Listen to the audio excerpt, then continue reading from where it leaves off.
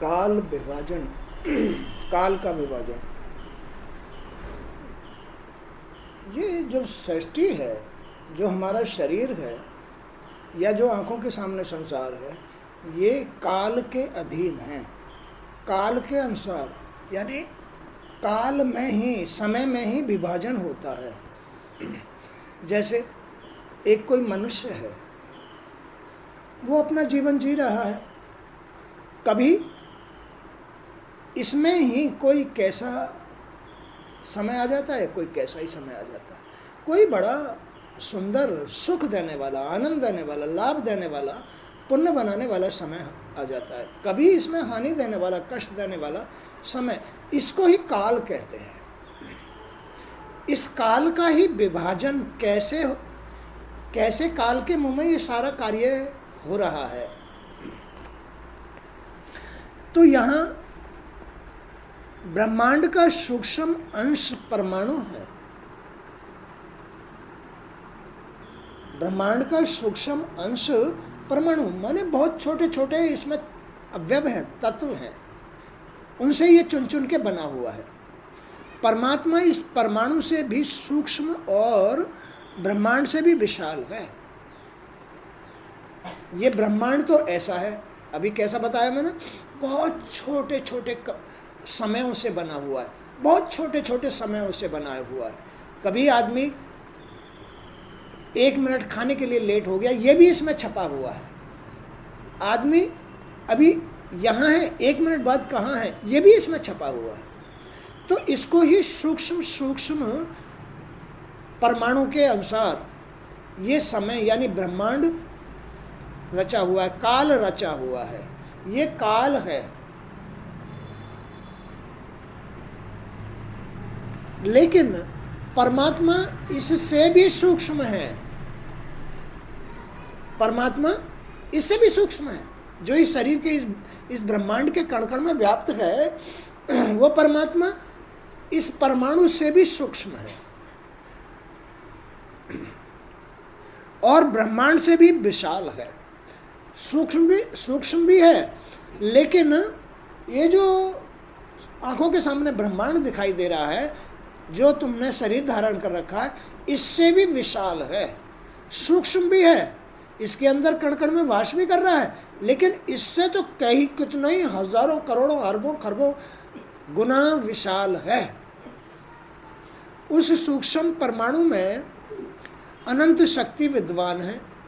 जो तुम्हारे शरीर के अंदर परमात्मा वास कर रहा है, उसमें अनंत शक्ति है, अनंत शक्ति है। अगर उसमें शक्ति नहीं होती तो तुम युद्ध कैसे जीत सकते थे, तुम जी कैसे सकते थे, तुम ज्ञान कैसे मतलब प्राप्त करते, तुम संवाद में कैसे जीतते। तात्पर्य यही उनकी शक्ति है। वो इस ब्रह्मांड से भी सूक्ष्म है, परमाणु से भी ज्यादा सूक्ष्म है, लेकिन इस ब्रह्मांड से कितने ही गुना विशाल भी है। वो सर्वशक्तिमान है। उसके विखंडन से प्रलय का दृश्य उपस्थित हो जाता है। किसके विखंडन से? इस ब्रह्मांड के विखंडन से, माने फूट से, भेदभाव से। ये भेदभाव क्या है? सांसारिकता, माने कि आंखें दूषित, कान दूषित, मन दूषित, इंद्रियां दूषित, कर्मेंद्रियां दूषित, माने कि ज्ञान दूषित, मन दूषित, भाव दूषित, बुद्धि दूषित, कर्म दूषित, भाग्य दूषित, सब जब दूषित हो जाता है तो इसका विखंडन हो जाता है, माने कि ये खंड खंड खंड खंड बिखर जाता है। ऐसा है ये ब्रह्मांड। इसको तो केवल एक ईश्वर ही संभाले हुए हैं। अगर इसमें कलयुग व्याप्त हो जाए, कलयुग ज्यादा फैल जाए, तो इसका खंड खंड बिखर जाएगा। अगर इसमें सत ना रहे, ईश्वर ना रहे, तो ये चल ही नहीं सकता, ये खंड खंड हो जाएगा।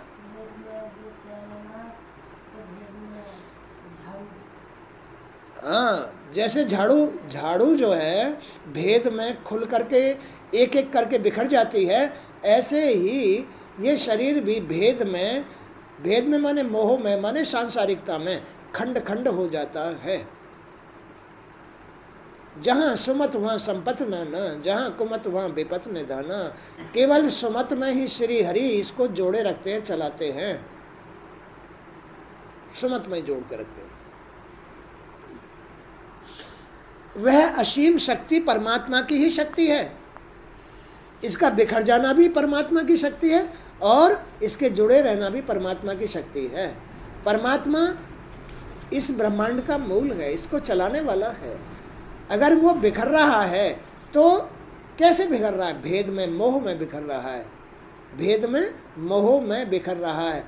अब इसलिए उसका मन खराब रहेगा, बुद्धि खराब रहेगी, सोच खराब रहेगी, और ये खराबी ये इसको खंड खंड कर देती है। उसके भी मूल ईश्वर है, क्योंकि ये सब माया है। इस माया के मूल कौन है? भगवान परमात्मा।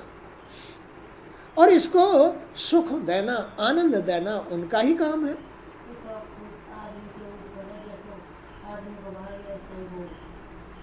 कर्म के ऊपर निर्भर करता है, उसके परिवर्तन के ऊपर निर्भर करता है कि उसका परिवर्तन कितना अच्छा है, सुख भोगेगा, आनंद लेगा। परिवर्तन कितना बुरा है, दुख भोगेगा, खंड खंड हो जाएगा। कोई मान रहेगा ना सम्मान रहेगा। इन सब बातों का मूल ईश्वर है, वो इतना विशाल है। वह असीम शक्ति परमात्मा की ही शक्ति है। इससे भगवान के काल स्वरूप का, इससे भगवान की काल स्वरूप की सूक्ष्मता स्थूलता का अनुमान लगाया जा सकता है। इससे भगवान के काल स्वरूप कि हमारे सिर पर कितना विशाल काल घेरा रहा, बुराइयां घेरा रही है। ये काल के अधीन कब हो जाता है? कर्मों के अनुसार, दूषित कर्मों के अनुसार काल के अधीन हो जाता है। माने कि छोटे छोटे छोटे छोटे छोटे छोटे छोटे छोटे समय उसके सामने उसको परेशान करते रहेंगे। छोटे छोटे तुम्हारा जो ये शरीर है, ये जब से पैदा हुआ है आज तक, और जब तक जिंदा रहोगे तब तक तुम्हारा ये शरीर आँखों से जो भी कुछ देख रहा है वो छोटे छोटे छोटे छोटे, बड़े बड़े बड़े बड़े, महान महान महान महान, अच्छे बुरे बुरे, अच्छे अच्छे, पुण्य पाप, सब तुम्हारे शरीर में छपे हुए हैं, सब छपे हुए हैं। इसको कहते हैं काल स्वरूप, समय। इसको ही समय कहते हैं। ये इन सब बातों का मूल ईश्वर है, परमात्मा है।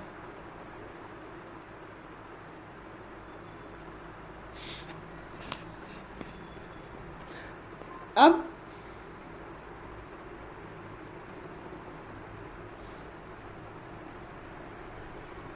दो परमाणुओं के मिलने से एक अणु बनता है। अभी मैंने बताया कि परमाणु बहुत छोटा सा होता है, धूल के कण से भी छोटा परमाणु, और उससे भी छोटा होता है अणु, उससे भी छोटा होता है अणु, अणु मात्र। अणु मतलब टुकड़े। अभी जैसे ये एक टुकड़ा है, ये एक परमाणु है, इससे भी सब टुकड़े टुकड़े जोड़ रहे हैं। तो दो परमाणुओं के मिलने से एक अणु बनता है, और तीन अणुओं के मिलने से एक त्रस रेणु बनता है। इसे सूर्य की उन किरणों में देखा जा सकता है जो खिड़की के झरोकों से प्रकाश के रूप में कमरे में गिरती है। मान लो किसी कमरे में रोशनदान हो और सूर्य सामने से आ रहा हो, सूर्य का प्रकाश उस कमरे में आएगा, उसे क्या कहते हैं? क्या कहते हैं उसको? इसे सूर्य की किरणों में देखा जा सकता है जो खिड़की के, इसको कहते हैं त्रस रेणु। क्या? त्रस रेणु कहते हैं। ऐसे तीन त्रस रेणुओं को पार करने में सूर्य की किरणों को जितना समय लगता है उसे त्रुटि कहते हैं। तुम्हारे शरीर के अंदर जो प्रकाश देने वाला है वही तो सूर्य है। इस ब्रह्मांड में जो प्रकाश दे रहा है उसका नाम है सूर्य। यही अग्नि का रूप है। अग्नि की उत्पत्ति कहाँ से हुई है? सूर्य देव से अग्नि की उत्पत्ति। इस प्रकाश की उत्पत्ति कहाँ से हुई है? सूर्य देव से। तो सूर्य देव श्री नारायण के ही रूप हैं। अब इससे 100 गुना काल वेद कहलाता है। 3 वेदों का एक लब होता है। 3 लबों को एक निमेष कहते हैं और 3 निमेषों को एक क्षण कहा जाता है। क्षण मात्र में ये हो गया। 5 क्षणों की एक पराकाष्ठा, 5 क्षणों की एक काष्ठा होती है और 15 काष्ठ का एक लघु कहलाता है। 15 लघु की एक नाड़िका यानी दंड कहलाती है। दंड 2 नाड़ियों का एक मुहूर्त होता है और दिन के घटने बढ़ने के कारण दिन और रात्रि की दोनों संधियों के 2 मुहूर्त छोड़कर 6 या 7 नाड़ी का एक पहर कहलाता है। पहर इसे याम भी कहते हैं, जो मनुष्य के दिन या रात का चौथा भाग होता है। अब देख लो, ये भी ब्रह्मांड का ही खेल है। ये सब काल में है। काल की गति परमात्मा से चल रही है। अब ये सब ब्रह्मांड शरीर के अंदर ही तो है। दिन रात, त्रस रेणु, त्रुटियां, लघु, काष्ठा, पहर, याम, ये सब क्षण, सब ये शरीर के ही खंड हैं।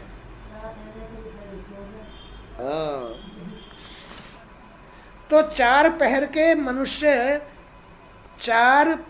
मनुष्य के दिन और रात होते हैं। 4 पहर दिन और रात, सुबह शाम, रात्रि और सुबह ब्रह्ममुहूर्त, और 15 दिन रात का एक पक्ष होता है। 15 दिन रात का एक पक्ष होता है और 4 पहर, कहाँ गया? 15 दिन का एक पक्ष होता है। इसे शुक्ल पक्ष चांदनी रात वाला और कृष्ण पक्ष अंधेरी रात वाला 2 पक्षों में बांटा गया है। अब देख लो, इस शरीर के ही ये पक्ष हैं। इसके जन्म मरण नक्षत्र राशि सब इसी में से ही तो पैदा होते हैं। ग्रह नक्षत्र सब इसी ब्रह्मांड, अपने अपने ब्रह्मांड में से पैदा होते हैं। कोई तो किसी की कुंडली में तो शनि हावी होता है, राहु हावी होता है, और किसी के पैर में भगवान विष्णु के चक्र छपे होते हैं, जिस पर कोई ग्रह नक्षत्र कार्य नहीं करते हैं। ऐसा है ये ब्रह्मांड। इन दोनों पक्षों को मिलाकर एक मास होता है, एक महीना होता है, जो पितरों का एक दिन रात कहलाता है।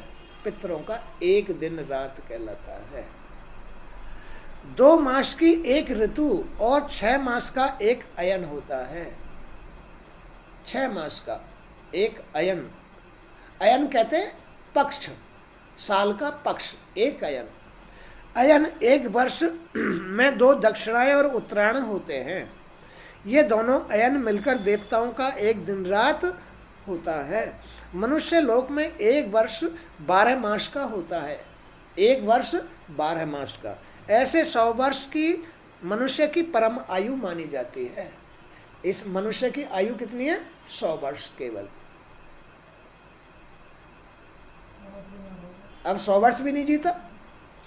विदुर जी, चंद्रमा आदि ग्रह नक्षत्र तथा समस्त तारा मंडल के अधिपति काल स्वरूप भगवान सूर्य तथा सूक्ष्म परमाणु तक पूरे संवत्सर काल में 12 राशियों सहित निरंतर संपूर्ण भुवन कोश की निरंतर परिक्रमा किया करते हैं। चंद्रमा और सूर्य, ये सूर्यदेव पंचभूतों में तेज स्वरूप है। सूर्यदेव इन पंचभूतों में तेज स्वरूप है और अपनी काल शक्ति से धरती में अनेक प्रकार के बीजांकुर उत्पन्न करते हैं। ये जो धरती में बीज बोए जाते हैं ना, फसल बोई जाती है, खेती बोई जाती है, अगर सूर्य ना निकले तो ये नहीं उपजेंगे। तो यही अब अगर हमारे शरीर के अंदर इन पक्षों में सूर्य में यानी अपने शरीर में सूर्य रुष्ट हो तो उस स्त्री के संतान नहीं होती है। सूर्य पक्ष अगर कमजोर हो तो संतान नहीं होगी। सूर्य पक्ष उत्तम है, फटाक से संतान होगी। ऐसे ही किसान की जो खेती होती है उसका अगर सूर्य बल कम है तो उसकी फसल खराब हो जाएगी, नष्ट हो जाएगी, उपजेगी नहीं, फसल मार हो जाएगी। ये रीजन होते हैं। तो इस ब्रह्मांड में ही सारा सब कुछ है। ग्रह, नक्षत्र, सूर्य की गति, चंद्रमा की गति, पक्ष विपक्ष, जो भी कुछ है, अणु तरसणु, सूर्य चंद्रमा, सब कुछ इसमें ही है। ग्रह नक्षत्र अपने अपने कर्मों के अनुसार जैसा ये ब्रह्मांड चलता है। तो ये सूर्यदेव पंचभूतों में तेज स्वरूप है और अपनी काल शक्ति से धरती में अनेक प्रकार के बीजांकुर उत्पन्न करते हैं। यही मनुष्य को जीवन देने वाले हैं। अगर सूर्यदेव ना हो तो किसी भी जीव को जीवन नहीं मिलेगा। ये प्रकाश ना हो तो इससे ही जीवन चल रहा है, इस सूर्य के प्रकाश से ही जीवन चल रहा है। इसलिए इसको हमेशा नमन करते रहना चाहिए, इसको अर्घ्य देना चाहिए, इसको प्रणाम करना चाहिए। यही हमारे जीवन को चलाने वाला देव है, सूर्यदेव, जो आकाश में दिखाई दे रहा है। कौन है वो? सूर्यदेव। ये ना सूर्यदेव, यही बिंदु है जहां लोग टीका लगाते हैं। यही हमारे जीवन को चला रहा है। जहां स्त्रियां बिंदी लगाती हैं ये सूर्यदेव के लिए लगाती है। ओ यही तो नारायण है। सूर्य कौन है? नारायण। नारायण, सूर्य नारायण, नारायण से ही तो अग्नि प्रकट हुई है। नारायण से ही तो ये त्रिश्रेणु माने जो ये प्रकाश की किरणें हैं ये सूर्य से ही तो आ रही है। ये सूर्य लक्ष्मी नारायण है। इनके दिन वगैरह, सूर्य का दिन है इतवार, रविवार। क्या है? रविवार। इसमें दिन की बात आई थी ना। तो इस तरह से ये सारा ब्रह्मांड काल स्वरूप है। पूरा ब्रह्मांड काल स्वरूप है, समय स्वरूप है, काल के मुंह में है, माने समय के मुंह में है।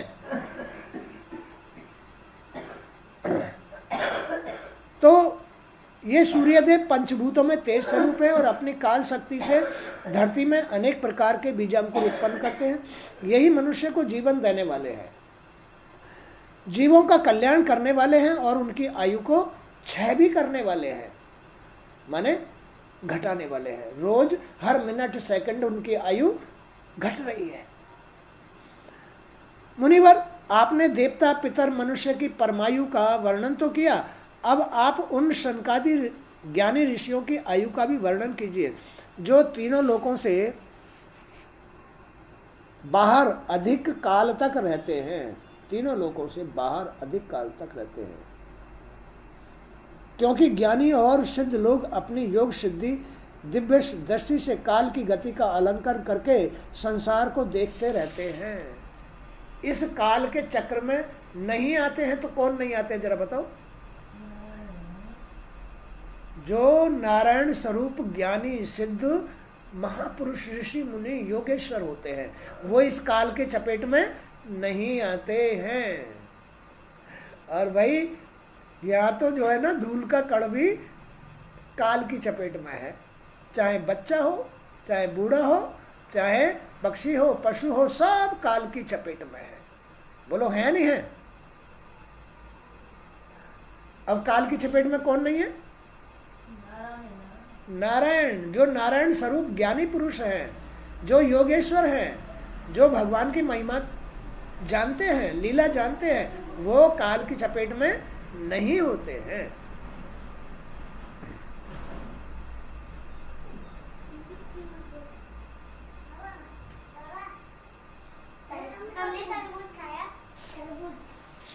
शास्त्रों में ऐसा कहा गया है कि सतयुग, त्रेता, द्वापर और कलयुग, ये 4 युग अपने संधि काल सहित देवताओं के 12,000 वर्ष तक रहते हैं।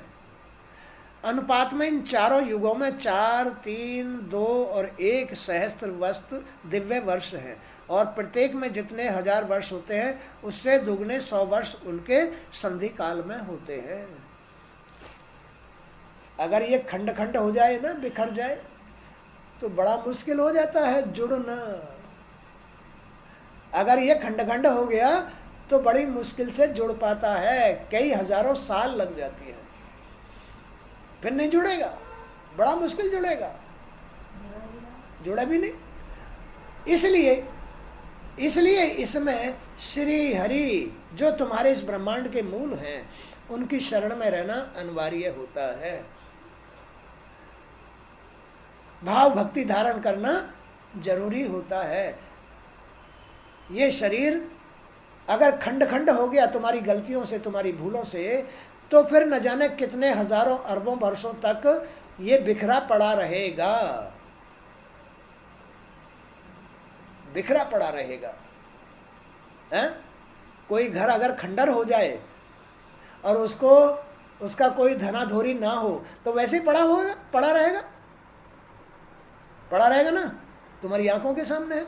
ऐसे ही ये ब्रह्मांड भी है, अगर इसका कोई धनाधोरी नहीं रहता है, उसका पतन हो जाता है, अपने कर्मों के अनुसार आदमी का पतन होता है नहीं होता, तो उसका जो ये घर है, जो शरीर है, ये खंड खंड खंड खंड खंड खंड खंड हुआ पड़ा रहता है, न जाने कब तक, जब तक उसकी आत्मा स्थिर, मतलब जो है फिर दोबारा से नहीं जुड़ती है।